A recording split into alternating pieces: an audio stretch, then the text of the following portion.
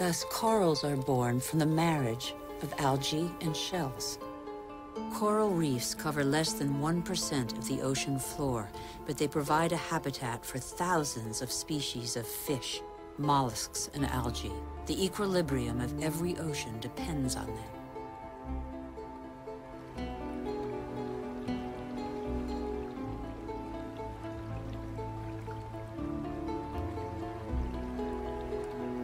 The Earth counts time in billions of years. It took more than 4 billion years for it to make trees. In the chain of species, trees are a pinnacle, a perfect living sculpture. Trees defy gravity. They are the only natural element in perpetual movement toward the sky. They grow unhurriedly toward the sun that nourishes their foliage.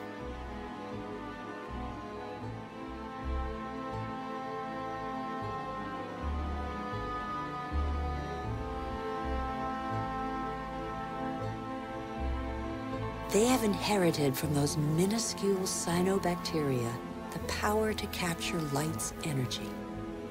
They store it and feed off it, turning it into wood and leaves, which then decompose into a mixture of water, mineral, vegetable, and living matter.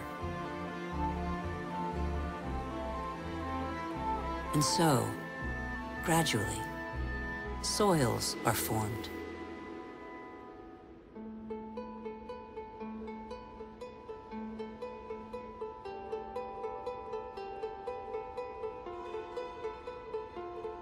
Soils teem with the incessant activity of microorganisms feeding, digging, aerating, and transforming.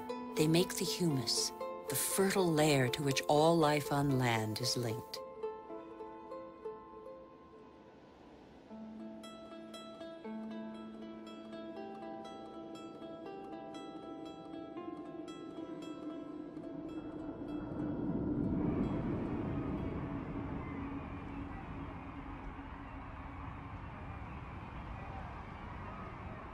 What do we know about life on Earth? How many species are we aware of? 1/10 of them? 100th, perhaps?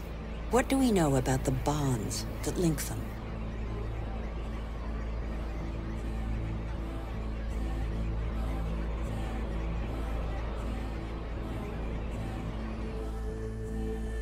The Earth is a miracle. Life remains a mystery.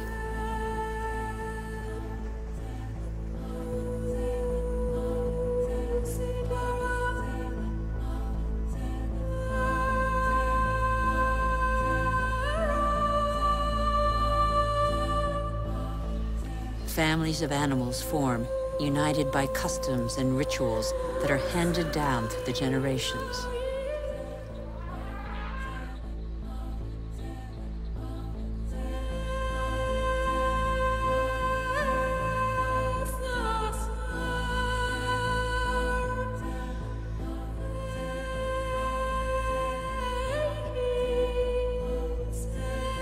Some adapt to the nature of their pasture, and their pasture adapts to them. And both gain. The animal sates its hunger, and the tree can blossom again.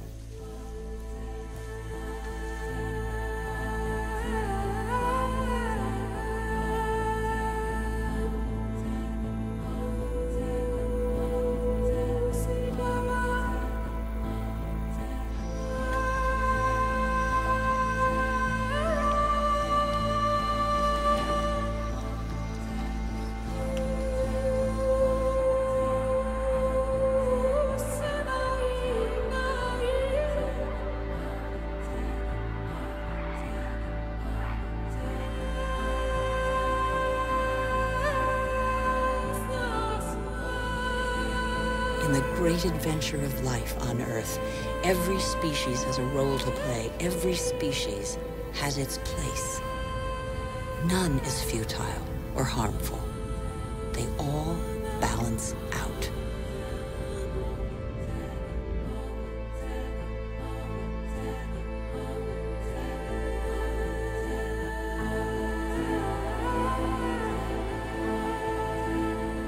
And that's where you, Homo sapiens, wise human, enter the story.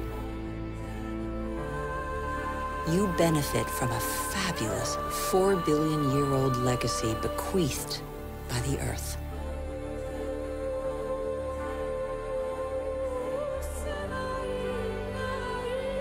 You're only 200,000 years old, but you have changed the face of the world. Despite your vulnerability, you have taken possession of every habitat and conquered swaths of territory like no other species before you.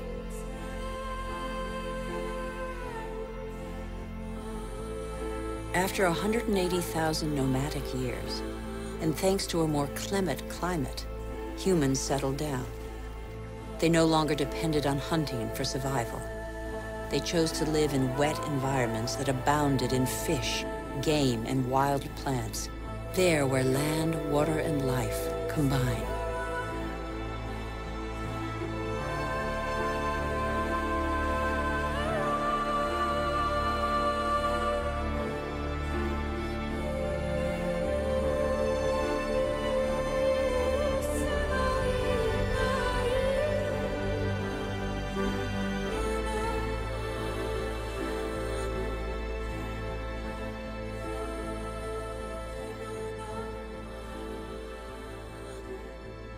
Even today, the majority of humankind lives on the continent's coastlines or the banks of rivers and lakes.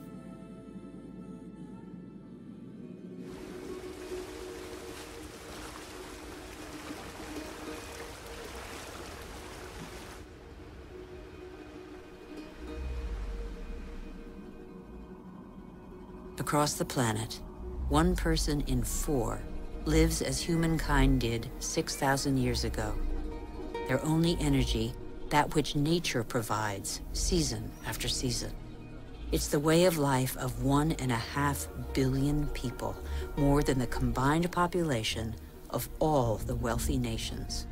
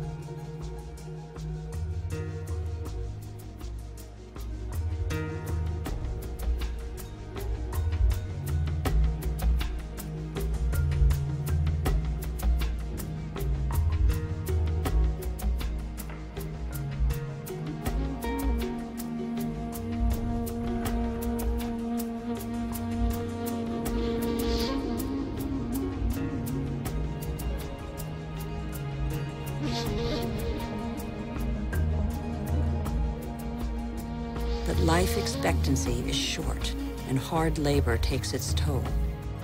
The uncertainties of nature weigh on daily life. Education is a rare privilege. Children are a family's only asset, as long as every extra pair of hands is a necessary contribution to its subsistence.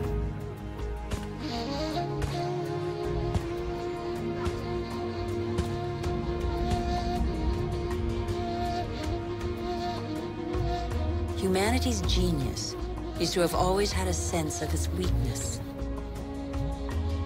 The physical energy and strength with which nature insufficiently endowed humans is found in animals that help them to discover new territories.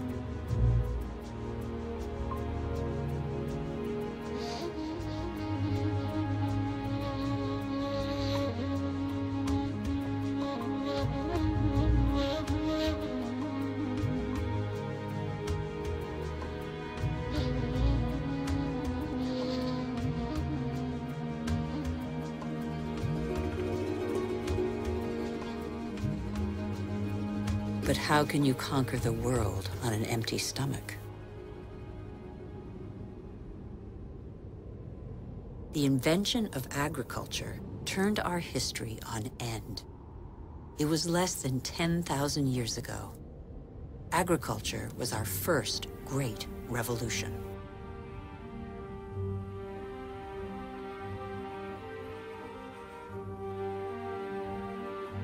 It resulted in the first surpluses and gave birth to cities and civilizations.